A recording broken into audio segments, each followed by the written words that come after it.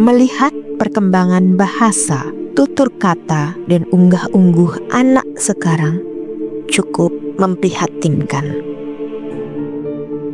Tak terkecuali di Kabupaten Madiun, cara anak-anak berkomunikasi dengan teman sebaya, terlebih orang yang lebih tua, rasanya sudah bergeser jauh dari budaya Madiun. Banyaknya bahasa-bahasa kasar dan umpatan-umpatan yang terdengar pada percakapan anak kerap membuat telinga tak nyaman, seperti polusi yang perlahan merusak budaya anak-anak Madiun.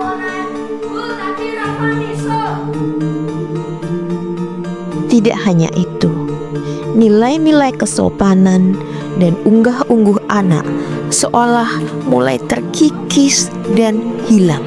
Karakter anak-anak di Madiun sudah mulai dipertanyakan. Anak-anak seolah tidak tahu perbedaan bagaimana harus bersikap dengan teman sebaya maupun dengan orang yang lebih tua. Bagaimana ini? Banyak hal dilakukan. Salah satunya adalah dengan menerapkan didikan karakter. Banyak program peningkatan karakter yang dilakukan. Namun, pembentukan karakter anak bukanlah hal yang instan. Perlu adanya waktu yang cukup lama dan butuh sekali adanya konsistensi.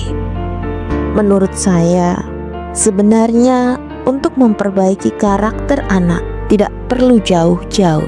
Cukup mengembalikan bahasa daerah ke dalam darah daging anak-anak Kabupaten Madiun. Bahasa daerah yang digunakan di Kabupaten Madiun adalah bahasa Jawa dialek Madiun, yang juga dikenal sebagai bahasa Jawa dialek Mataraman, di mana dikenal adanya dua tingkatan utama dalam berbahasa.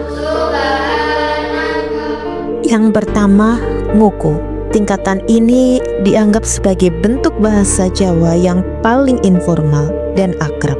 Biasanya digunakan antara lain teman sebaya yang sudah sangat dekat, orang yang lebih tua kepada orang yang lebih muda.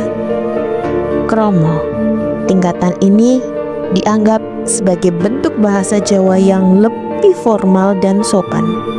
Biasanya digunakan ketika berbicara dengan orang yang lebih tua, orang yang dihormati, orang yang baru dikenal, dan berbicara dalam situasi formal.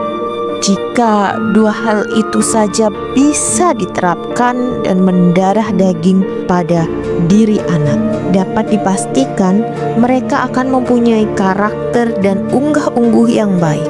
Mereka dapat memilih kata dan berhati-hati dalam menentukan sikap. Sayangnya, bahasa daerah yang menjadikan ciri khas Kabupaten Madiun perlahan-lahan terkikis dan mulai dikesampingkan. Di sekolah-sekolah hanya dijadikan mata pelajaran muatan lokal yang jam pelajarannya tidak banyak dan kerap kali dianggap pelajaran yang tidak penting. Di rumah pun tak jauh berbeda. Banyak orang tua muda justru tidak menggunakan bahasa daerah dalam berkomunikasi dengan anak-anaknya. Kita harus berusaha lebih ekstra menghidupkan kembali bahasa daerah pada diri anak. Bahasa daerah harus mendarah daging pada diri anak agar karakter anak Madiun yang berbudi pekerti luhur tidak hilang terkikis zaman. Menerapkan bahasa Jawa dalam keseharian secara konsisten dapat menjadi solusi bagi orang tua maupun calon orang tua dan sekolah-sekolah untuk memperbaiki karakter anak, khususnya di Madiun.